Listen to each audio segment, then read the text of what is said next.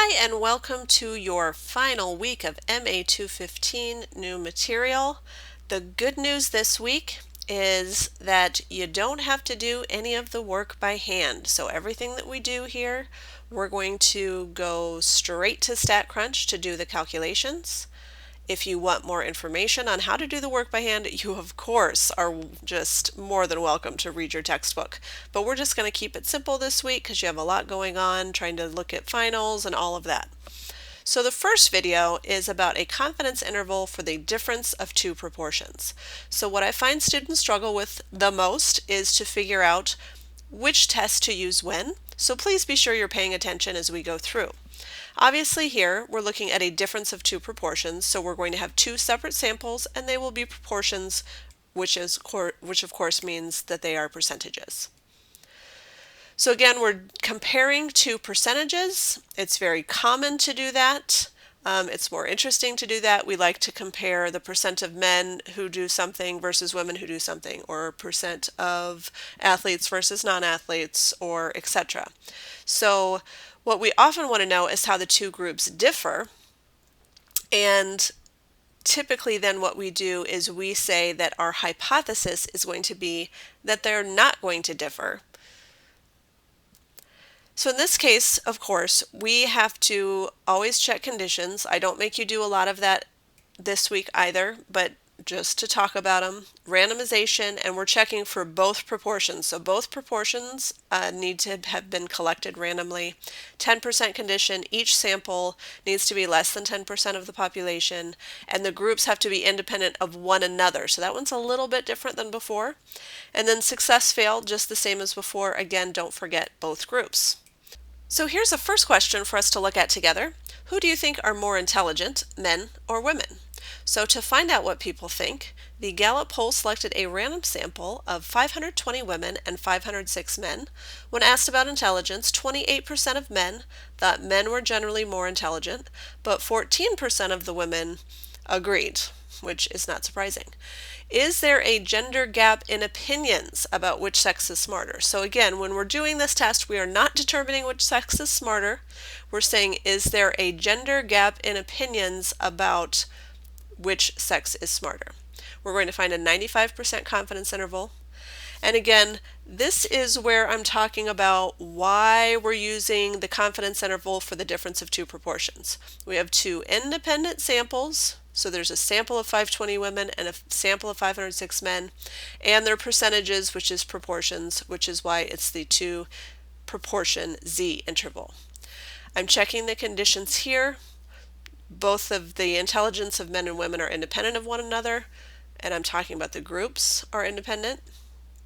10%, 510 is less than 10% of all women, 506 is less than 10% of all men.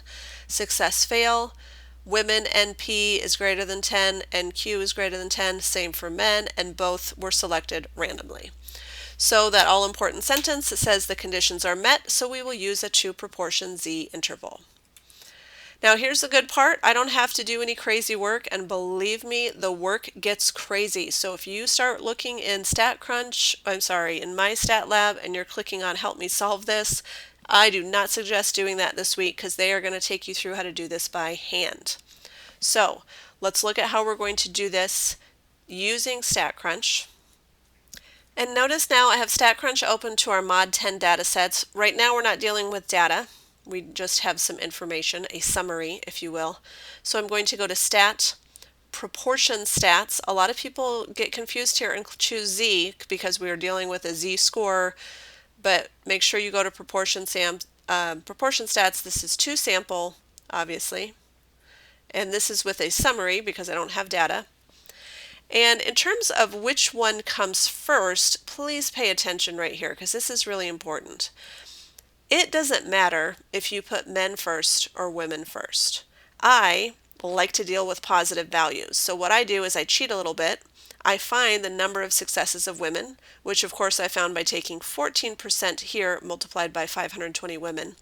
And then I did the same for men, and I found that obviously there were a lot more men.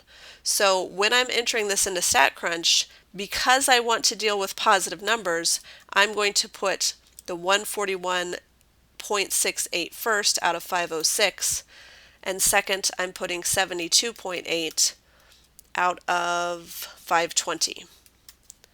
Now we're asked to find a 95% confidence interval, and you don't have to worry about anything else. So I'm just entering the data here, clicking the interval, and I'm going to click compute. And notice if I scroll over, I'm going to get a lower limit of 0.0908 and an upper limit of 18.9% essentially. So my conclusion, if it's just an interval, my conclusion is I'm 95% confident that between 9.1% and 18.9% more men feel men are more intelligent than women who feel men are more intelligent. Now, what would happen if when I was back here, I put women then men?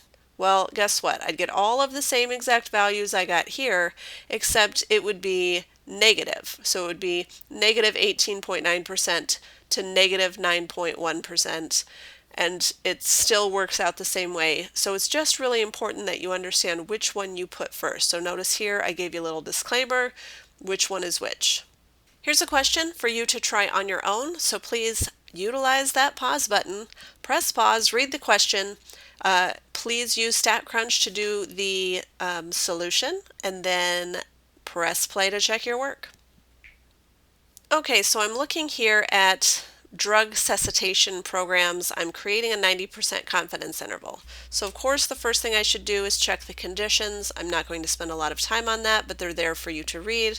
Obviously I feel that these conditions are met. So I say the conditions are met. We will use a normal model and a 2 proportion z interval. In order to find the calculations, which I do not have to do by hand, again I'm going to go to Stat and Proportion Stats and to Sample, and again with Summary. And I want you to notice, in case I didn't point this out clearly last time, I don't have to worry about rounding those numbers to whole numbers. So I put group 1 first because that value was higher, and I'm going to put 45.76 out of 143. So if I would round that to 46 instead of 45.6, I'm going to end up with an incorrect number. And then 30.2, 151, and I'm looking for a 90% interval.